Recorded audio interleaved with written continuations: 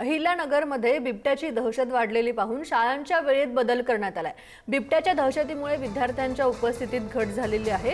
गेल्या काही दिवसांपासून बंद असलेल्या शाळा सुरू झाल्यात।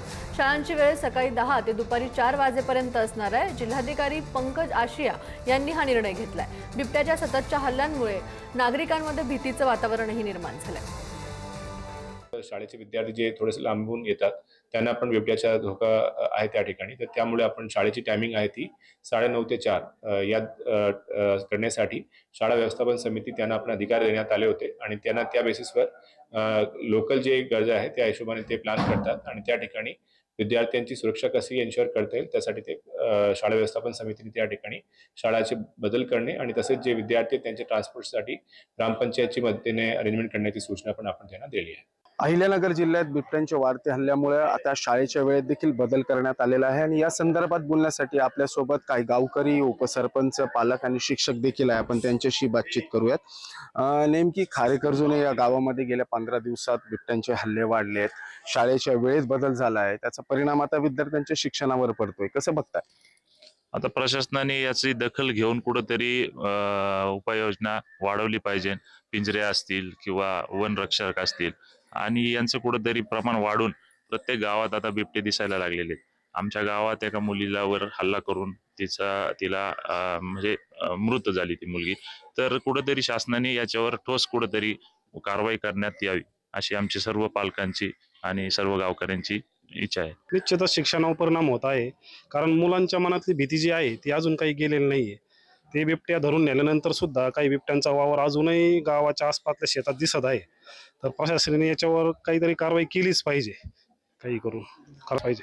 किती दिवसापासून मुलं घरी बसलेले गावातील? एक 8 ते 10 दिवस झाले। मग शाळा पूर्णपणे बंद आहे, मुलं घराच्या बाहेर सुद्धा निघत नाही। हो, शिक्षणावर परिणाम होतोच आहे, पण हे हल्ले वगैरे म्हणजे भीतीदायकच आहे मुलांना, नाही का? शाळा पण बंद ठेवण्यात आली, मुलांचा अभ्यासावर परिणाम व्हायला लागला। प्रत्येक आईला वाटतच ना आपला मुलगा बाहेर गेला, हे टेन्शनच मध्ये राहतात ना। पालकांना आम्ही विनंती केली, पालक अगोदर मुलांना शाळेत पाठवायला तयार नव्हते भीतीचं वातावरण असल्यामुळे, परंतु आता आम्ही पालकांमध्ये थोडंसं समुपदेशन केलं, पालकांना मार्गदर्शन केलं आणि मार्गदर्शन केल्यामुळं पालक स्वतः मुलांना इथे विद्यालयात आणून पोच करतात। बरोबर 4 वाजता मुलांना घ्यायला येतात। अशा पद्धतीने आमचं विद्यालय चालू आहे। उमेर सय्यद, उढारी न्यूज, अहिल्यानगर। ज्या खारेकर्जुने गावात बिबट्याने 2 हल्ले केले आणि त्या हल्ल्यामध्ये एका 5 वर्षीय चिमुरडीचा देखील जीव गेलाय, त्या खारेकर्जुने गावाच्या शाळेमध्ये आता शाळेच्या वेळेत बदल करण्यात आलेला आहे।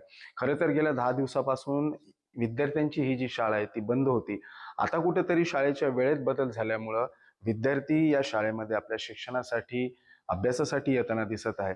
मात्र बिबट्याची जी दहशत आहे त्याचा परिणाम आता विद्यार्थ्यांच्या शिक्षणावर देखील होत असताना आपल्याला पाहायला मिळतात आणि आपल्यासोबत काही विद्यार्थी आपण त्यांच्याशी देखील चर्चा करणार आहोत। काय नाव आहे तुझं?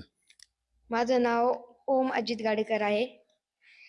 तर आम्हाला शाळेत यायला बिबट्यामुळे खूप भीती वाटायची, पण आमच्या वावरात बिबट्याचे पिल्लं आहेत, त्यामुळे तिकडं जायचं शक्य नाही आणि सायंकाळी 5:30ला 5:30च्या पुढं कुणी बाहेर दिसणार पण नाही। बिबट्याच्या वातावरणामुळं कुणी बाहेर निघत नाही। शाळा किती दिवस बंद होती? शाळा 7-8 दिवस बंद होती। शाळा तरी 8 दिवस बंद होती व मला शाळेत माझे आई वडील सोडतात। शाळेत यायला सुद्धा भीती वाटते, पण शिक्षकांनी दिलासा दिल्यामुळे आता थोडी भीती कमी झाली आहे। माझ्या पप्पांनी कंपनी पण सोडून दिली बिबट्यामुळं। मला शाळेत यावं लागत ना, त्याच्यामुळे सोडायला मला शाळेत कंपनी पण त्यांनी सोडून दिली, त्याच्यामुळं आम्हाला शाळेत यायला आले दुरून यावं लागत। खूप भीती वाटते बिबट्याची। आमच्या घरी सुद्धा पिल्लू आलं होतं बिबट्याचं, पप्पाला म्हणलं नका मारू त्याला, मग पप्पा घरात आले, त्याला नाही मारलं। आमचं कुत्र्याचं पिल्लू पण नेलं त्यांनी। उमेर सय्यद, उढारी न्यूज, अहिल्यानगर।